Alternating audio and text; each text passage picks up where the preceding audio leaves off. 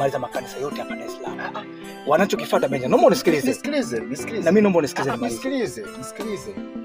Hawana imani kama ule uko nao sasa hivi. Sasa unajua wanafuata kitu gani? Sijui, hawana imani. Wanafuata miujiza. Hakuna, hawana imani. Hicho ninachokuambia. Mimi nakushauri. Wewe ni pastor mkubwa, ndio maana mpaka sasa hivi ni wengi sana. Na binafsi siamini. Ninamwamini Mungu kuanzia mchana, usiku, kupiga goti na anakusikiliza.